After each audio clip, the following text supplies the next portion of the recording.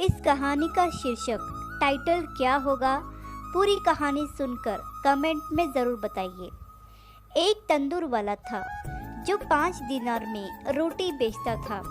उसे रोटी की कीमत बढ़ानी थी, लेकिन राजा की आज्ञा के बिना वह रोटी की कीमत नहीं बढ़ा सकता था। तो वह राजा के पास गया और कहने लगा, राजा साहब, अगर आपकी आज्ञा हो तो क्या मैं अपनी रोटी की कीमत 10 दीनार कर सकता हूँ? राजा ने उसे कहा, तुम रोटी की कीमत 10 नहीं 30 दीनार कर दो।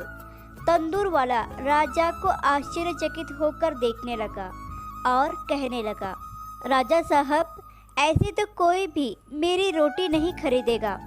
राजा ने कहा, तुम इसकी चिंता ना करो, जैसा मैं कहता हूँ वैसा करो, वरना मेरा राजा होने का क्या फ़ायदा?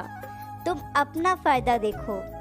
तंदूर वाला वहाँ से चला गया और अगले दिन उसने अपनी रोटी की कीमत 30 दीनार कर दी।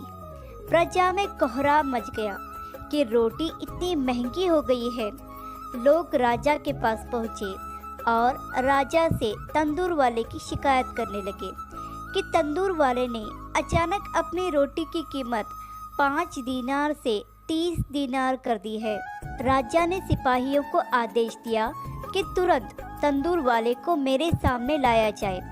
सिपाही चले गए और कुछ समय बाद तंदूर वाले को पकड़कर राजा के सामने ले आए।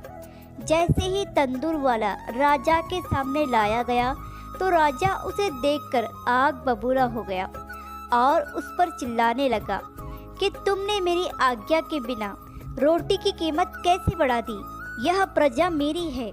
क्या तुम मेरी प्रजा को भूखे मारना चाहते हो? हम तुम्हें आदेश देते हैं कि रोटी की कीमत आधी कर दो, नहीं तो जान से हाथ धोना पड़ेगा।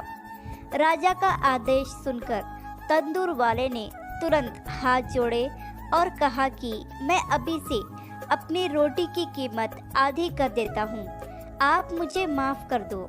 यह सुनकर प्रजा ने जोर जोर से नारे लगाने शुरू कर दिए, राजा साहब जिंदाबाद, राजा साहब जिंदाबाद। और अगले ही दिन से रोटी 30 की जगह 15 दीनार में बिकने लगी।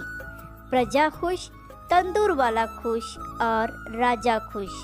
यह कहानी आपको कैसी लगी हमें कमेंट करके ज़रूर बताइए, और इस कहानी को आप क्या टाइटल देना चाहेंगे वह भी हमें कमेंट करके ज़रूर बताइए। कहानी पसंद आई हो तो लाइक और शेयर करना बिल्कुल भी ना भूलिए। चैनल पर नए हो तो चैनल को सब्सक्राइब ज़रूर कीजिए। कहानी सुनने के लिए आपका बहुत बहुत धन्यवाद।